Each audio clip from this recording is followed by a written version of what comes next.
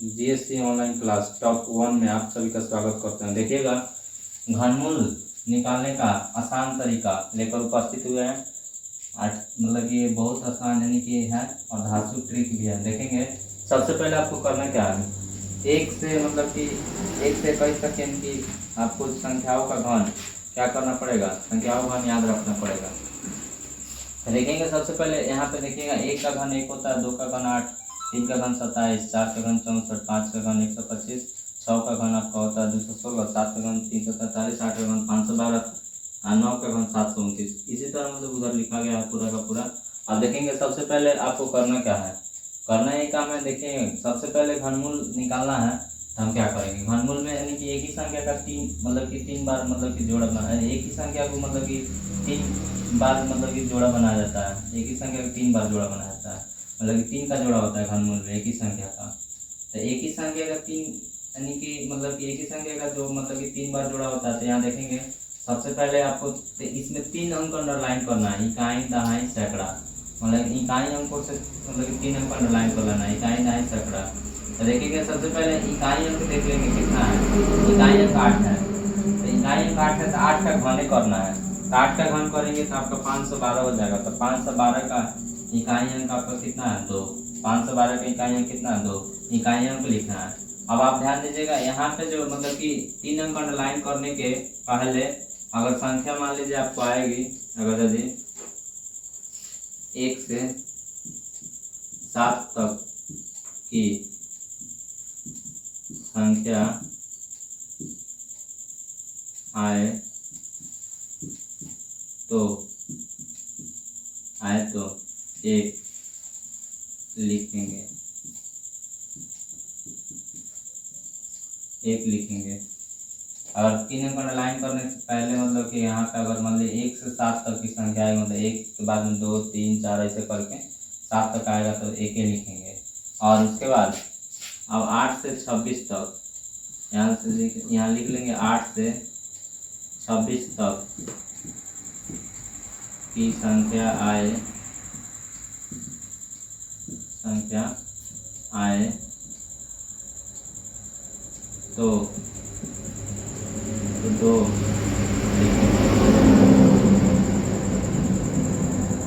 2 लिखेंगे।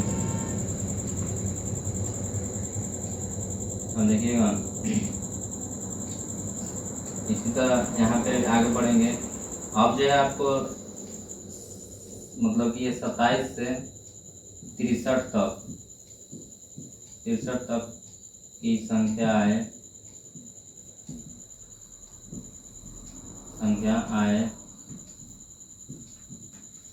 तो आपको 3 लिखेंगे,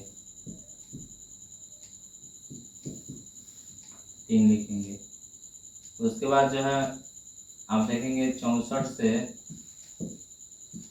से आपका कहाँ तक, 124 तक की संख्या आए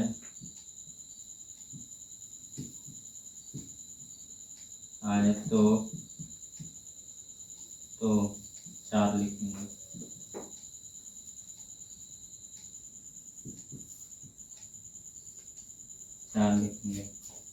अब देखिएगा, तो यहाँ पे करेंगे क्या, करेंगे यही काम कि सबसे पहले देख लीजिए। अब यहाँ तो हम मतलब कि एक ही संख्या 3 का जोड़ा बनाना था, तो घनमूल में तो इधर से 3 अंक अंडरलाइन इसी तरह कर देंगे, इकाई, दहाई, सैकड़ा। अंडरलाइन के इकाई अंक कितना था, 8 का घन कर दिए 512 हुआ। 512 का इकाई अंक कितना है आपका, 512 की इकाई अंक 2 के यहाँ लिख दिए, बचा आपका 74 है। अब देखिएगा, तो यहाँ 74 किसके बीच में आएगा, तो 64 से 124 के बीच में आ जाएगा। मतलब 64 के बाद 65, 66, 67 ऐसे करके मतलब संख्या आएगी कहाँ तक, 124 तक। 100 उसके लिए क्या लिखना पड़ेगा आपको, 4। तो अब देखेंगे, यहाँ पे 3 अंक अंडरलाइन करने से पहले वो आ रहा है आपका कितना, 74। तो यहाँ क्या लिखेंगे आप, 4। यहाँ लिखेगा इकाई, दहाई, सैकड़ा, 3 अंक अंडरलाइन कर दीजिए। इकाई अंक देख लेंगे कितना है, 5। 5 का घन करना है, 5 का घन कीजिएगा तो 125 होता है। 125 का इकाई अंक देख लीजिए कितना है, 5। यहाँ 5 लिख दीजिए। अब बचा है आपका 15। अब 15 देखिए किसके बीच में आएगा, 8 से 26 के बीच में 15 भी आ जाएगा। 8 मतलब 9, 10 ऐसे करके मतलब 15 आएगा। तो उसके लिए क्या लिखना है 2, तो यहाँ लिख देंगे 2। देखिए मतलब आपका बहुत यानी कि धांसू ट्रिक है घनमूल निकालने का। आप देखेंगे यहाँ पे सबसे पहले प्रश्न संख्या 3 पर ध्यान दीजिएगा। 3 अंक अंडरलाइन कर लेंगे। इकाई दाई सैकड़ा, इकाई अंक कितना है 4, 4 का घन करेंगे तो हो जाएगा आपका कितना, यानी कि 4 का घन 64 होता है। 64 का इकाई अंक देख लीजिए कितना है आपका जो है 4। अब बचा है आपका 85। अब 85 किसके बीच में आएगा, तो आपका 64 से यानी कि 124 के बीच में आ ही जाएगा। मतलब 124 तक की संख्या है, मतलब 64 से 124 तक, तो वो हम क्या लिखना है 4। तो बताइए 64 से 124 के बीच मतलब 24 तक में आपको क्या आ जाएगा 85 आएगा। तो उसके लिए आपको क्या लिखना पड़ेगा 4, यहाँ 4 लिख दिए। आगे बढ़ते हैं प्रश्न संख्या 4 देखेंगे। तो प्रश्न संख्या 4 में 3 अंक अंडरलाइन करें। इकाई दाई सैकड़ा, तो अंडरलाइन कर दे रहे हैं। इकाई कितना है 6, तो 6 का घन करेंगे तो हो जाएगा आपका 216।